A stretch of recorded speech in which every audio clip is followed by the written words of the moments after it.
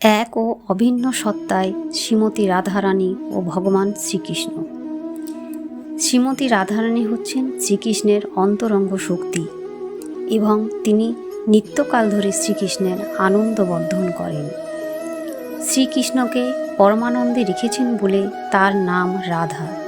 তাই বৃন্দাবনে কৃষ্ণ ভক্তরা শ্রীকৃষ্ণের অনুগত সেবকরূপে শ্রীকীর্তি লাভ করার জন্য শ্রীমতী রাধারানীর কৃপা প্রার্থনা করেন।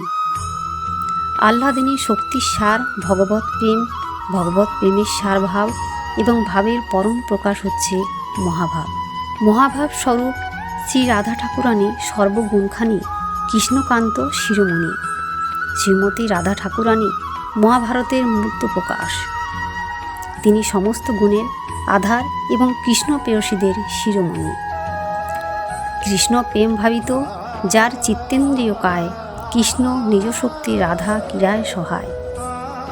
তার নাম ইন্দ্রিয় ও দেহ কৃষ্ণ প্রেমে পরিপূর্ণ। তিনি শ্রীকৃষ্ণের নিজ শক্তি ও শ্রীকৃষ্ণের লীলা বিলাসের সহায়িকা। প্রসঙ্গত শ্রীল প্রভুপাদ বলেছেন, দুই অপ্রকৃত তত্ত্ব শ্রীমতী রাধারানী ও শ্রীকৃষ্ণ জড়বাদীদের কাছে সম্পূর্ণ অজ্ঞাত। শ্রীল স্বরূপ দামোদর গোস্বামী বড়চা থেকে শ্রীমতী রাধারানী ও শ্রীকৃষ্ণ এই দুই তত্ত্বের রহস্য হৃদয়াঙ্গমন করতে হলে গভীর পারমার্থিক জ্ঞানের প্রয়োজন। রাধারানী জড়জগতের কোনো সাধারণ ও বিশেষ নারী নয়, যার সাথে ভগবান শ্রীকৃষ্ণ লীলা বিলাস করেছিলেন। স্বরূপত্ব রাধারানী হচ্ছেন আহ্লাদিনী বা আনন্দদায়িনী শক্তি, যিনি নিত্যকাল জড় ও চিন্তয় জগতে শ্রীকৃষ্ণের সেবা সম্পাদনে নিরতা এবং পূর্ণতত্ত্ব ভগবান দুই রূপে আনন্দ উপভোগ করেছেন।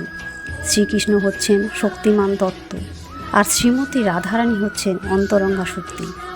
বেদান্ত দর্শন অনুমানের শক্তি ও শক্তিমানের মধ্যে কোনো ভেদ নেই, তারা অভিন্ন।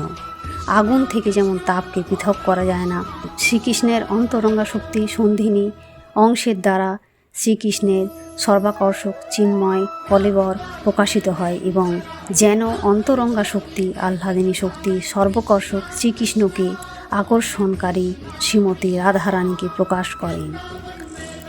কৃষ্ণকান্তগণ দেখি ত্রিবিধ প্রকাশ, এক লক্ষ্মীগণ পুরে মহিষীগণ আর ভোজাঙ্গনের রূপ আর কান্তগণ সার।